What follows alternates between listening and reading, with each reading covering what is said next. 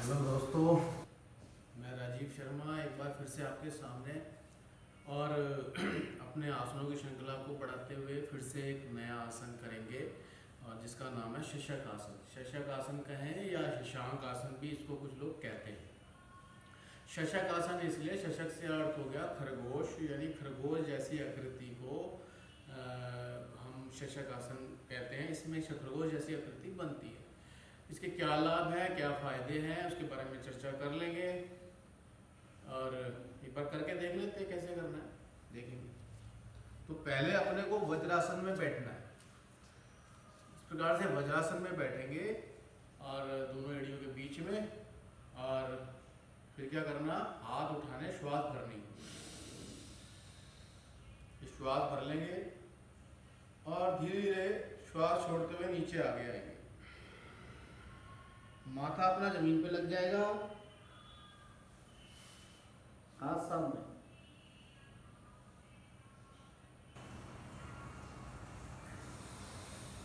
फिर से श्वास भरते हुए आएंगे, वापस हाथ अपने पैरों के ऊपर, घुटनों के ऊपर रखेंगे। ये इसका एक प्रकार है। इसको कुछ लोग दूसरे प्रकार से भी करते हैं, मैं वो भी आपको ध्यान में करा देता हूँ। और इसमें करना क्या है, अपने घुटनों को वज्रासन में बैठे बैठे ऐसे खोलना है, ऐसे, और फिर हाथ ऊपर करना है, श्वास भरनी है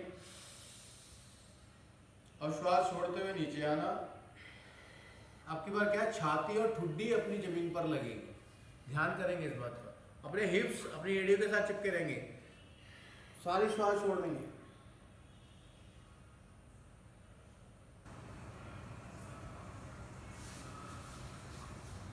श्वास भरते हुए वापस।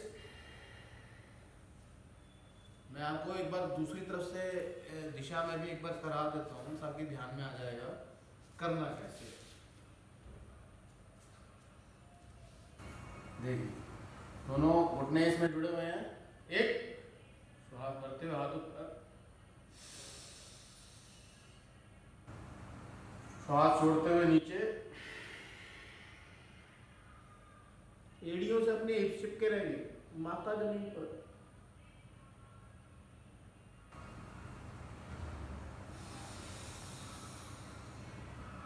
श्वास भरते हुए वापस, भाग दो करेंगे।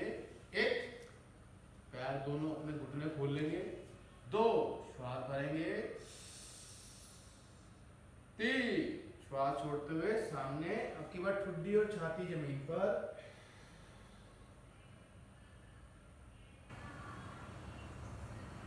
चार, वापस।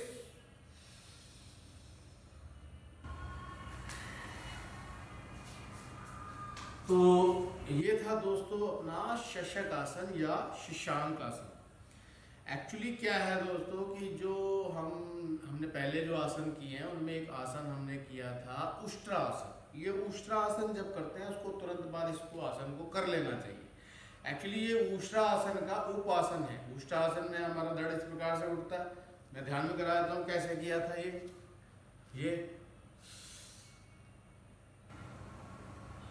ये उष्ट्रासन है। श्वास भर के ऊपर जाना, बाकी मेरी वीडियो में है, मैंने ध्यान में कराया था, उसको देख सकते हैं कैसे करना है। तो ये उसका उपासन है। तो उपासन क्यों करते हैं कि भी कई बार क्या होता है कि जैसे पश्चिम उत्तान का आसन उपासन कौन आसन है वो कर लिया, उसके बाद में आप देखेंगे हल आसन का उपासन अपना मत्स्य आसन होता है। अभी हम हल आसन, मत्स्य आसन, लेटने वाले आसन है, उनके बारे में बाद में चर्चा कर लेंगे।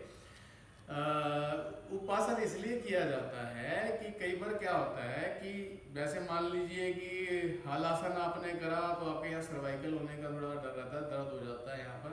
और तो अगर हम मत्स्य आसन यानी उसको उपासन कर लेते हैं तो वो नहीं होता, तो इसलिए उपासन कर लेने चाहिए। तो ये शशांक आसन उसका उपासन है। अब बात कर लेते हैं इसके लाभ क्या है, इसके फायदे क्या है। देखिए, सबसे पहला इसका लाभ है, एक तो स्वतः ही इसमें हृदय की मालिश हो जाती है, तो हृदय के रोगियों के लिए बड़ा लाभकारी है। दूसरा, महिलाओं में उनके गर्भाशय को उनको बल मिलता है, और पेट की और ये अपने जो हिप्स रहते हैं इनकी चर्बी इससे कम हो जाती है। क्रोध आना, चिड़चिड़ापन, मानसिक रोग इनके लिए भी ये बहुत लाभकारी है, यानी क्रोध वगैरह इससे नहीं आता, चिड़चिड़ापन इससे दूर हो जाता है। तो इस प्रकार से कई इसके लाभ है, मैंने आपको 2-3 लाभ ध्यान में करा दिए। तो दोस्तों मैं फिर से कहूँगा कि योग की तरफ आए, योग प्राणायाम ये सब करने के बाद में आप स्वयं महसूस करेंगे, एक बार इस मार्ग पर आने के बाद में आपको स्वयं महसूस होगा कि भाई अब तो मुझे कोई एलोपैथिक दवाई की आवश्यकता नहीं है, मुझे हॉस्पिटल जाने की आवश्यकता नहीं है। हॉस्पिटल जाने की आवश्यकता कब है? केवल कोई मेरा फ्रैक्चर हो गया है, मेरी हड्डी टूट गई है, इस प्रकार की चिकित्सा के लिए हॉस्पिटल जाना पड़ सकता है। अदरवाइज शरीर के अंदरूनी भाग में कोई रोग है, उसके लिए अपने को हॉस्पिटल जाने की जरूरत नहीं पड़ेगी। तो इसलिए दोस्तों योग की तरफ आए, योग को अपनाएं, स्वयं को कराएं, अपने परिवार को कराएं और बताएं। और फिर देखिए योग के आनंद, कितना आनंद है इसके अंदर। किसी दिन मैं आपको ध्यान में कराऊंगा, किसी दिन बैठ करके बातचीत करेंगे कि